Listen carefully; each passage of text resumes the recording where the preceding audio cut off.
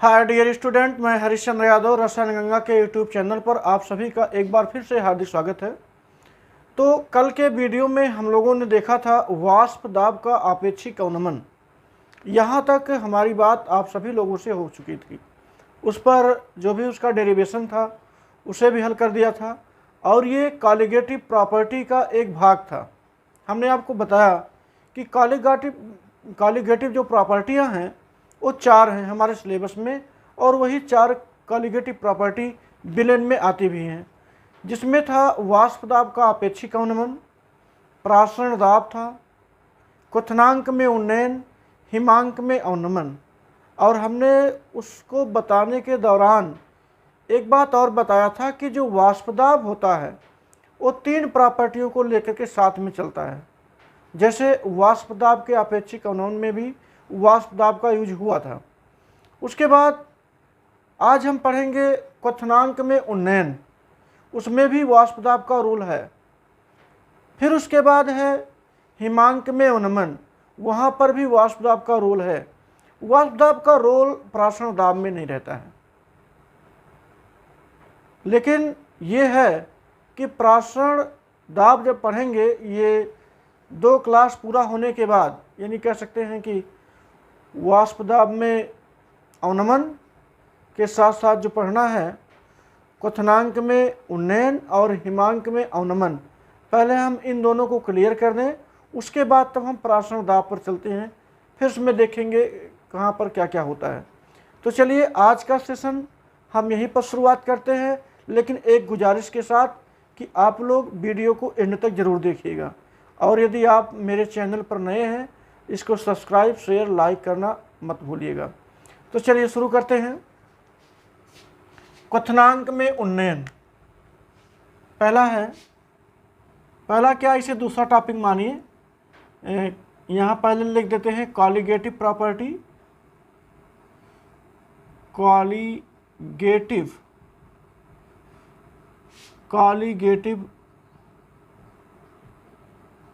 Properties हम लोग पढ़ रहे हैं। कॉलिगेटिव प्रॉपर्टीज में पहला हो ही गया है, और आज हम देखने वाले हैं दूसरा, क्वथनांक में उन्नयन, यानी कह सकते हैं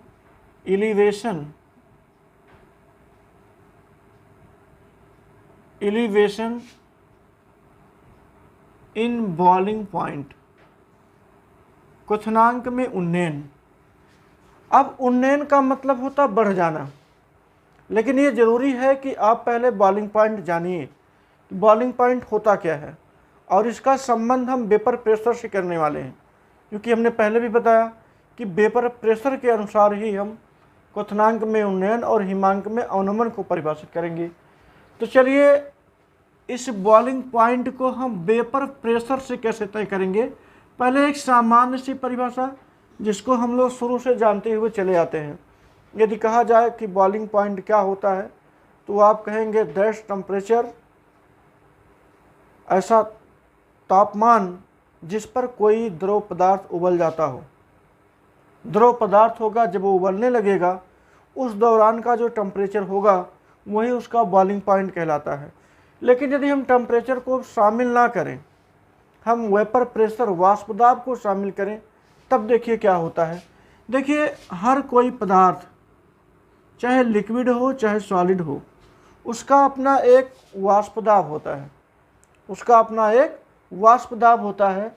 ऐसे ही कोई लिक्विड होता है, इसका अपना कोई वाष्प दाब होता है। उसके बाद एक होता है वायुमंडलीय दाब। अब वायुमंडलीय दाब और इस द्रव के वाष्प दाब से तुलना करेंगे, तब हमारे समझ में आएगा बॉइलिंग पॉइंट। देखिए वाष्प दाब विलेन का या किसी विलायक का जब वाष्प दाब वायुमंडलीय दाब के बराबर हो जाए, यानी कि उस समय का टेम्परेचर, उस समय का ताप या टेम्परेचर जब किसी द्रव का वाष्प दाब वायुमंडलीय दाब के बराबर हो जाता है, तब हम उसे बॉइलिंग पॉइंट कहते हैं। और आपने देखा कि जब किसी विलायक में हम कोई आवासशील विलेय पदार्थ डालते हैं। आपको कल ही बताया गया था, जब किसी वाष्पशील विलायक में ये कोई पात्र है जो कि वाष्पशील है, इस पर जब हम कोई अवाष्पशील पदार्थ ऐड करते हैं, नॉन वोलाटाइल कोई पदार्थ यूज करते हैं, इसके अंदर इनक्लोज करते हैं, तो होता क्या है, इसके वाष्प दाब में कमी आ जाती है। पहले कुछ वाष्प दाब रहा होगा, जब ये नॉन वोलाटाइल पदार्थ इसके अंदर इंटर करता है तब उस दौरान वाष्प दाब में कमी आ जाती है, और वह आई हुई कमी वाष्प दाब में अवनमन कहलाती थी। वाष्प दाब पहले कुछ था, जैसे मान लीजिए उस शुद्ध अवस्था में उसका वाष्प दाब P0 था, लेकिन जैसे ही इसमें कोई और दूसरा पदार्थ मिला दिया गया, जैसे ये विलयन बना, तो विलयन बनने के दौरान उसके वाष्प दाब में कमी आ गई, तब हम कहते थे P0 - P, और उसे बोलते थे वाष्प दाब में अवनमन, डेल्टा P निकाल दिए थे। अब जरा ध्यान समझिए, अभी हमने क्या कहा, हमने यही बताया कि वाष्प दाब जब वायुमंडलीय दाब के बराबर होगा तो उस ताप को हम क्वथनांक बोलेंगे। यहाँ पर जब वाष्प दाब में कमी आ जा रही है, ध्यान दीजिए कि इस बात को बहुत ध्यान देने की ज़रूरत है, जब वाष्प दाब में कमी आ जाती है तो हमको टेम्परेचर बढ़ाना पड़ता है। उबालने के लिए टेम्परेचर को क्या करेंगे, बढ़ाएंगे, ताकि ये वाष्प दाब जा कर के वायुमंडलीय दाब के बराबर हो जाए, और जब तक वायुमंडलीय दाब के बराबर होगा नहीं तब तक ये द्रव पदार्थ उबल नहीं सकता है। तो इस प्रकार से हम जितना टेम्परेचर बढ़ाते हों, क्या करने के लिए, वायुमंडलीय दाब के बराबर करने के लिए। किसी भी द्रव पदार्थ का वाष्प दाब वायुमंडलीय दाब के बराबर करने के लिए जितना हम अतिरिक्त टेम्परेचर देते हैं, वही टेम्परेचर क्वथनांक का उन्नयन कहलाता है। अब बात समझ गए होंगे। निर्भरता देखिए कि वाष्प दाब को हमें बढ़ाना है। वाष्प दाब में पहले क्या आई, वाष्प दाब में पहले कमी आई, और जब कमी आई तो ये उबल नहीं सकता। बिल्कुल, यदि वाष्प दाब में कमी आ गई है तो ये लिक्विड कभी उबल नहीं सकता है। इसे उबालने के लिए हमें क्या देना पड़ेगा, टेम्परेचर देना पड़ेगा, टेम्परेचर को उन्नयन करना पड़ेगा, एलिवेट करना पड़ेगा। जब हम टेम्परेचर को एलिवेट करेंगे तो प्रारंभिक टेम्परेचर से कुछ अतिरिक्त टेम्परेचर देना पड़ेगा। वही अतिरिक्त टेम्परेचर ही कहलाएगा क्या, एलिवेशन इन बॉइलिंग पॉइंट, क्वथनांक में उन्नयन। अर्थात टेम्परेचर जब देंगे तो ये पदार्थ उबलेगा, लेकिन कब उबलेगा, जब ये पहुंच जाएगा वायुमंडलीय दाब के बराबर। जब इस द्रव का वाष्प दाब वायुमंडलीय दाब के बराबर पहुंच जाएगा तब वह पदार्थ उबलना शुरू हो जाएगा। तो कहने का मतलब हो गया, उबलने के लिए, पदार्थ को उबलने के लिए अतिरिक्त टेम्परेचर की ज़रूरत होती है, और वह अतिरिक्त टेम्परेचर जो है कहलाता है क्वथनांक में उन्नयन। जैसे सपोज कीजिए कि शुरुआत में जो विलायक था, ये आवासशील विलायक था, वो शुद्ध था, उसका क्वथनांक जो है वो T0 था।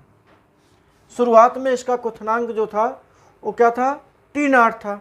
लेकिन जब हमने किसी नॉन वोलेटाइल पदार्थ को मिलाया तो उसका विलयन के हो जाने से उसका क्वथनांक बढ़ जाता है, यानी कि बढ़ करके वो T हो गया। ध्यान दीजिएगा, ये मात्रा ये जो टेम्परेचर है वो बढ़ी टेम्परेचर है, और ये 0 हमने लगा दिया, ये शुरुआत का है, ये टेम्परेचर को बढ़ा दिया है। अब दोनों के बीच में जब अंतर निकालेंगे तो टेम्परेचर को हमने T टेम्परेचर बढ़ाया है, यानी कह सकते हैं T - T0 बराबर डेल्टा TB। TB का मतलब होता है बॉइलिंग पॉइंट, और डेल्टा लग जाने से अंतर को बता देता है। चलिए एक बार फिर से देखते हैं, क्योंकि अभी हमें इन दोनों के बीच में एक रिलेशन स्थापित करना है। तो रिलेशन तभी समझ में आएगा जब हम इसकी सारी बातों को अच्छे से जान पाएंगे। जैसे एक बार पुनः देखेंगे, थोड़ा सा टेक्निकल बात है इसमें, वो टेक्निकल यदि आप पकड़ ले जाते हैं तो इसका निर्धारण कर पाना असंभव नहीं है, बहुत आसान हो जाएगा। जैसे शुरू से समझिए, हमने क्या कहा कि ये नॉन वोलेटाइल विलेय पदार्थ है, यानी अवाष्पशील है, और ये पदार्थ जो है, जो विलायक है, वाष्पशील है। वाष्पशील विलायक में हम कोई विलेय पदार्थ डालते हैं जो कि अवाष्पशील है। तो जैसे ही अवाष्पशील पदार्थ इस विलायक के अंदर पड़ता है, तुरंत इसके वाष्प दाब में कमी आ जाती है, और जब वाष्प दाब में कमी आ जाती है तो इसका उबलना रुक जाता है। क्यों? क्योंकि जब तक वाष्प दाब वायुमंडलीय दाब के बराबर नहीं होगा तब तक वो पदार्थ उबल नहीं सकता है। इसके लिए क्या करना पड़ेगा? हमें टेम्परेचर को बढ़ाना पड़ेगा। मान लीजिए हम टेम्परेचर बढ़ाते हैं डेल्टा टीबी टेम्परेचर बढ़ाते हैं, तब यहाँ का इस विलायक का या इस विलयन का वाष्प दाब जा करके इस वायुमंडलीय वाष्प दाब के बराबर हो जाता है। और जब ये बराबर हो जाता है तो हम कहते हैं इसका क्वथन होने लगा है, यानी कि यहाँ द्रव पदार्थ उबलने लगा है। तो द्रव पदार्थ को उबलने के लिए जितने अतिरिक्त टेम्परेचरों की ज़रूरत होती है वही टेम्परेचर कहलाता है क्वथनांक में उन्नयन। चलिए, क्वथनांक में उन्नयन हम संबंधित करते हैं डेल्टा पी से, मतलब ऐसे संबंधित करेंगे इसे। यहाँ से देखेंगे कैसे इन दोनों के बीच में रिलेशन आता है। रिलेशन कुछ इस प्रकार से आता है कि जब कोई आवासशील पदार्थ विलायक में पहुंचेगा तो वाष्प दाब में कमी आ जाएगी। उस वाष्प दाब में जो कमी आई है उसे बढ़ाने के लिए हमें टेम्परेचर देना पड़ेगा। वह टेम्परेचर क्वथनांक का उन्नयन कहलाएगा। और जब क्वथनांक का उन्नयन कहलाएगा, ये सारी चीज़ें वाष्प दाब के बढ़ाने से होती हैं। वाष्प दाब को बढ़ाएंगे तो क्वथनांक का उन्नयन भी बढ़ेगा। तो इससे हम संबंधित कर सकते हैं कि डेल्टा जो T आएगा वो T माइनस T0 होगा। विलयन का क्वथनांक बढ़ जाता है और T0 मतलब विलायक होता है, दोनों के बीच का अंतर डेल्टा टी भी हो जाएगा। और यहाँ पर अगर हम बात करें वाष्प दाब में अवनमन की बात करें तो हम लिखेंगे डेल्टा पी बराबर, पहले का मान ज़्यादा था तो जिसको हम P0 दिखाते हैं, और बाद का मान जब कोई विलेय पदार्थ हमने डाला तो मान कम हो गया, इसलिए उसे हम P कर देते हैं। तो ये दोनों एक दूसरे से अच्छे से कोरिलेटेड हैं, यानी इसे बढ़ा रहे हैं तभी ये बढ़ेगा। यदि हम इसे घटाएंगे, डेल्टा टीबी के मान को कम करेंगे तो डेल्टा पी उतना ही कम होता जाएगा। यदि दोनों इस प्रकार से हैं तो हम कह सकते हैं, यदि दोनों का संबंध इसी प्रकार से है तो हम फाइनली कह सकते हैं डेल्टा टीबी समानुपाती होता है डेल्टा पी के। डेल्टा पी के बिल्कुल ध्यान समझिएगा, डेल्टा पी के।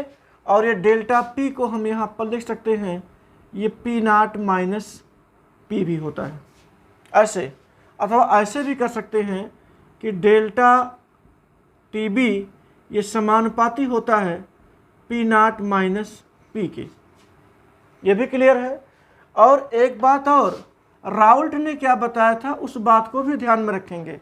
राउल्ट ने ये बताया था किसी विलयन के वाष्प दाब का जो आपेक्षिक अवनमन होता है वो विलेय पदार्थ के मोल प्रभाज के बराबर होता है।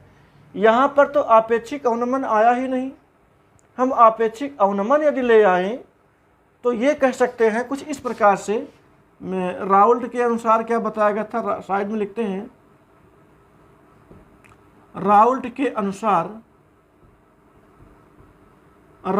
अनुसार ये बताया गया कि जो तनु विलयन होते हैं, यहाँ लिख देते हैं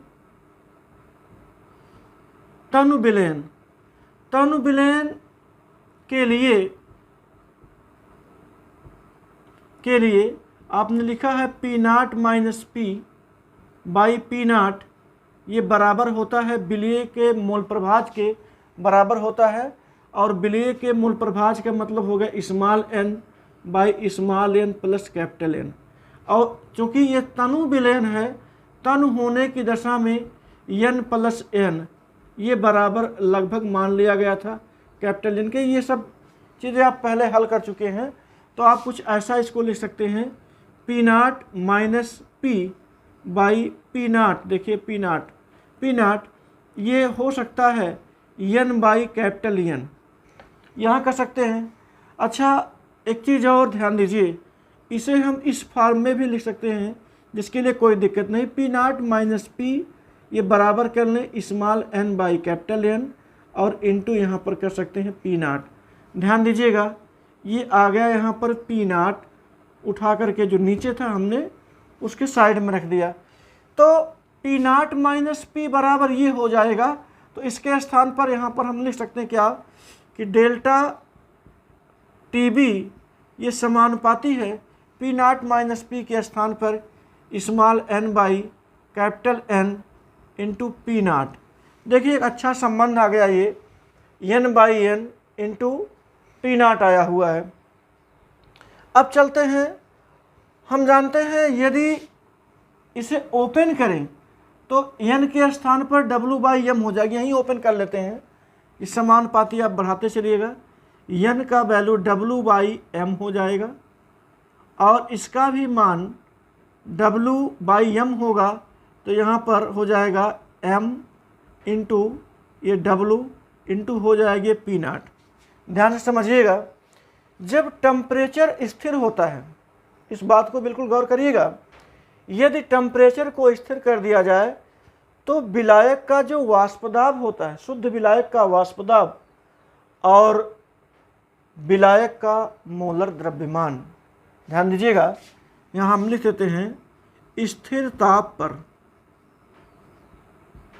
स्थिर ताप पर, स्थिर ताप पर यहाँ पर एक है पी नाट और दूसरा है मोलर द्रव्यमान विलायक का। ये दोनों स्थिर ताप पर बिल्कुल कांस्टेंट हो जाते हैं। स्थिर ताप पर पी नाट और एम कांस्टेंट हो जाते हैं। ये समझिए, जब टेम्परेचर को ही हम स्थिर कर देते हैं तो विलायक का वाष्पदाब और उसका मोलर द्रव्यमान दोनों स्थिर हो जाता है। और जब स्थिर हो जाता है ऐसी दशा में small W by small M और ये आगे हो जाता है कैपिटल, अच्छा थोड़ा सा हमने गलत किया है, ध्यान दीजिएगा, डब्लू बाई एम, डब्लू यहाँ होना चाहिए था, ये डब्लू बाई एम ये उल्टा हो जाएगा। तो यहाँ पर जो एम है वो स्थिर हो जाएगा और पी भी स्थिर हो जाएगा, इंटू यहाँ हम कर देंगे कैपिटल डब्लू। देखिए पी नाट और एम ये दोनों कांस्टेंट हो जाते हैं। ऐसी दशा में डेल्टा टी बी ये समानुपाती हो जाता है डब्लू बाई एम। तो गाइस एक बात और, आप जानते हैं कि small W by small M मतलब होता है मोलों की संख्या। यहाँ पर इन दोनों के स्थान पर अगर आप चाहें तो लिख सकते हैं एन बाई कैपिटल डब्लू और ये होगा डेल्टा टी बी। अब ध्यान दीजिए, यहाँ पर यदि एन बाई डब्लू हो जाता है किसी पदार्थ के मोलों की संख्या और विलायक का ये भार दिया गया, तो मोलों की संख्या बटे विलायक का भार किलोग्राम में यदि होता है तो ये कहलाएगा मोललता। तो इसके स्थान पर हम मोललता भी कर सकते हैं, डेल्टा टी बी और ये समानुपाती हो जाएगा मोललता, मोललता हो जाएगा। समानुपात का जब चिन्ह हटाएंगे तो डेल्टा टी बी बराबर के बी इंटू मोललता, मोललता का मतलब हो गया एम। यहाँ पर ध्यान देना है कि क्वथनांक का जो उन्नयन आया हुआ है वो मोललता के समानुपाती होता है। क्वथनांक का उन्नयन मोललता के समानुपाती होता है। और जो के बी आया है ये सामने जो के बी आया हुआ है इसको मोलल उन्नयन,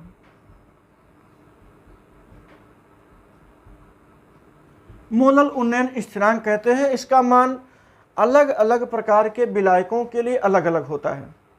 मोलल उन्नयन स्थिरांक के बी का मान अलग अलग, जैसे बेंजीन हो गया, जल हो गया, कार्बन टेट्राक्लोराइड हो गया, सबके लिए इसका मान अलग अलग होता है।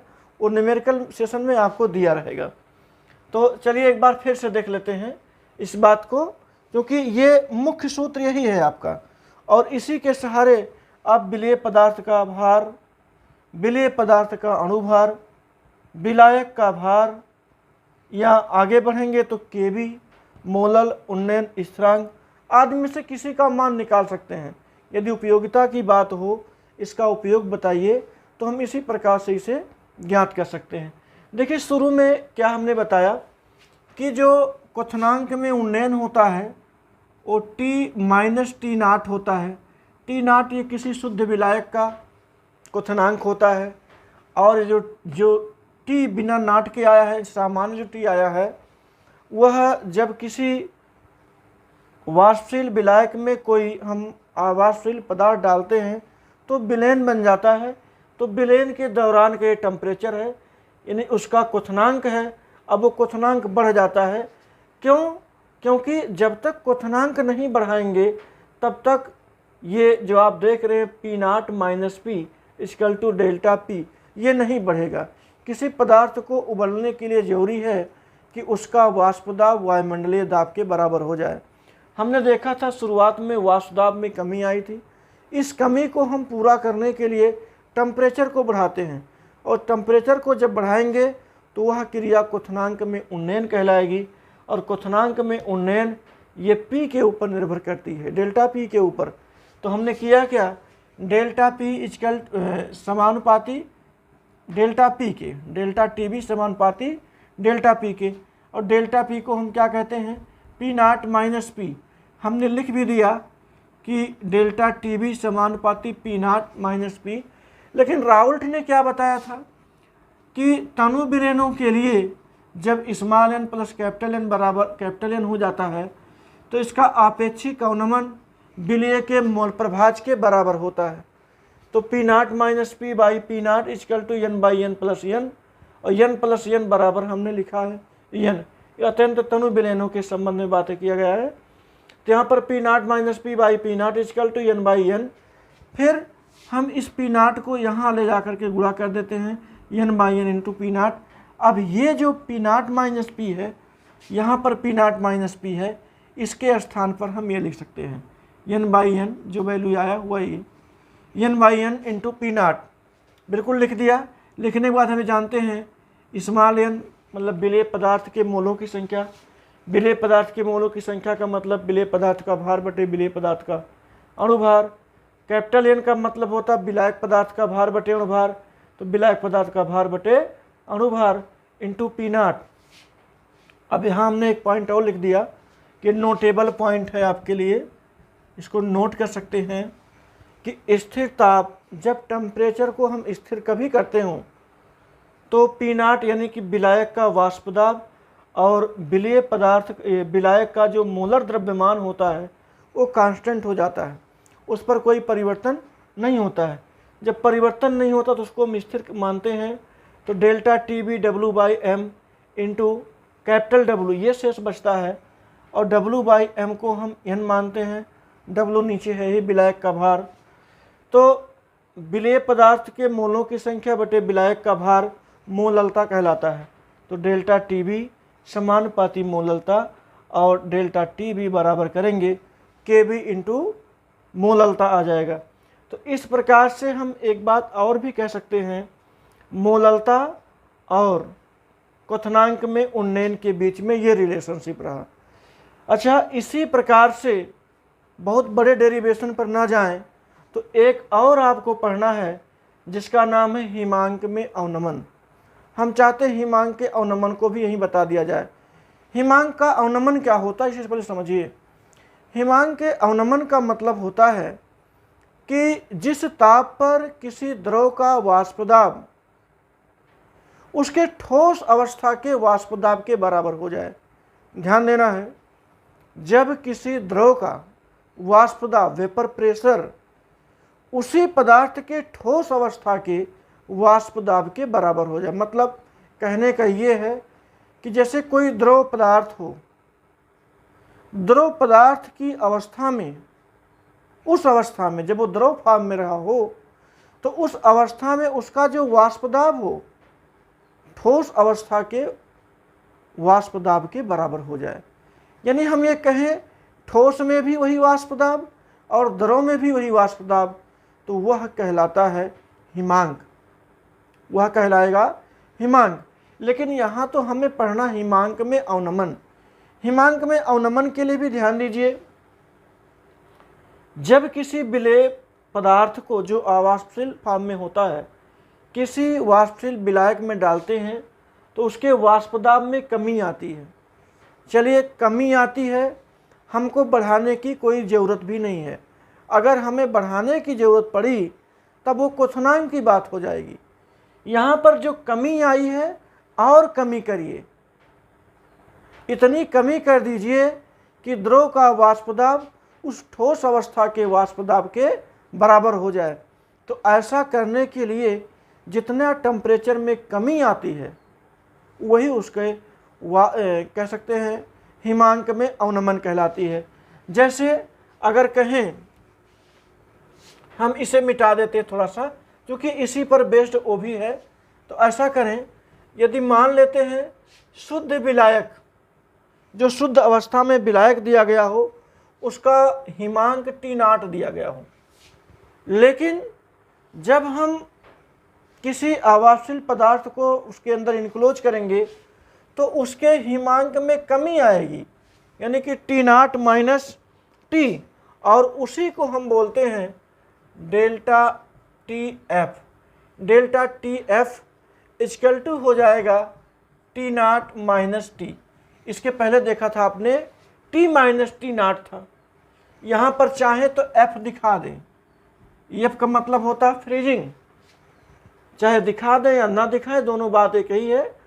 ऐसा है, जब TF हमने लिख दिया है तो एक कॉमन सेंस की बात है कि शुरुआत में विलायक का हिमांक T0 था, लेकिन किसी विलेय पदार्थ के मिला देने से उसके हिमांक में कमी आ गई तो ज़्यादा यही माना जाएगा, T0 माइनस टी करेंगे। अच्छा, इन सभी के लिए जिम्मेदार अगर हम कहें तो वाष्पदाब होता है। तो जब जिम्मेदार वाष्पदाब होता है तो बात फिर वहीं की वहीं आ गई। आप करेंगे क्या, TF, यहाँ पर TF समानुपाती, फिर वही बात है, यहाँ पर जहाँ जहाँ पर ये B होता है वहाँ पर हम F फ्रीजिंग पॉइंट लगा देते हैं। यहाँ भी देखेंगे फ्रीजिंग पॉइंट, यहाँ भी फ्रीजिंग पॉइंट, हर जगह पर हम फ्रीजिंग लगा देते हैं। संबंध फिर निकल करके वही आता है। देख रहे हैं, सारा संबंध वही है। क्यों सारा संबंध वही है? क्योंकि इसका भी संबंध वाष्प दाब से ही है। तो इस प्रकार से राउल्ट का नियम इस पर भी लगा सकते हैं और लगा करके यही फार्मूला मिलेगा। बस जहाँ पर KB है वहाँ पर हम KF कर देंगे, यहाँ पर भी KF कर देंगे। तो दोनों में, चाहे वो क्वथनांक में उन्नयन हो चाहे हिमांक में अवनमन हो, ये दोनों चीज़ें जो होती हैं ये कहीं न कहीं वाष्प दाब को कोरिलेटेड करती हैं। तो इस प्रकार से वाष्प दाब के आधार पर हम दोनों की व्याख्या कर सकते हैं, चाहे वो क्वथनांक में उन्नयन हो चाहे हिमांक में अवनमन हो। इस प्रकार से आज के ये दो टॉपिक जो महत्वपूर्ण टॉपिक थे, क्वथनांक में उन्नयन और हिमांक में अवनमन, संबंधित करके वाष्प दाब से हमने अच्छे से बता दिया। और अब हम उस बात को बताने वाले हैं जिसको हम कल समझाएंगे। अब वो कौन सा है? एक ही बचा है, वो है ऑस्मोटिक प्रेशर। ऑस्मोटिक प्रेशर, वाष्प दाब, प्रासरण दाब। प्रासरण दाब का क्लास कल चलेगा। आज का क्लास यहीं पर कंप्लीट किया जाएगा, लेकिन ये बताते हुए कि आपको जितना ये बताया गया है उसको खूब अच्छे से तैयार करिए, क्योंकि ऑस्मोटिक प्रेशर के बाद हम न्यूमेरिकल का सेशन लेने वाले हैं और न्यूमेरिकल के सेशन में ये प्रासरण दाब भी शामिल रहेगा, वाष्प दाब में अवनमन या अपेक्षिक अवनमन, हिमांक में अवनमन और क्वथनांक में उन्नयन, ये सारी चीज़ें एक साथ लेकर के चलेंगे, वो भी न्यूमेरिकल सेशन में। बस कल का और दिन है जिसमें आप प्रासरण दाब पढ़ लीजिए। उसके बाद एक दिन एक कह सकते हैं, हो सकता है वीडियो लंबा खींचे, क्योंकि उसमें सारे सवालों को लेकर के चलेंगे। यदि अच्छा रहा तो ठीक है, नहीं तो 2 क्लास लेंगे, न्यूमेरिकल का 2 क्लास ले लेंगे। और वो अच्छा भी रहेगा क्योंकि 2 क्लास में 4 प्रॉपर्टियों को हल करना एक क्लास में ठीक नहीं, इसलिए 2 क्लास ही ज़्यादा उचित रहेगा। तो ये समझिए कल ये पूरा हो जाए, उसके बाद उसके अगले 2 दिन हम न्यूमेरिकल सेशन को लेकर के हाजिर होंगे। लेकिन एक बात को ध्यान में रखिएगा कि जितना हमने बताया है सूत्र के साथ, डेरिवेशन के साथ, उसे आप लोग ज़रूर तैयार रखेंगे। तैयार जैसे रखेंगे, हम जब न्यूमेरिकल सेशन पर आएंगे तो आपके लिए बहुत ईजी हो जाएगा, फटाफट आप उसका आंसर स्वयं दे सकते हैं। तो बस आज का क्लास यहीं पर क्लोज किया जाता है। आप लोग स्वस्थ रहिए, व्यस्त रहिए, मस्त रहिए और पढ़ते रहिए और वीडियो को शेयर भी करते रहिए। So thank you so much. जय हिंद, जय भारत।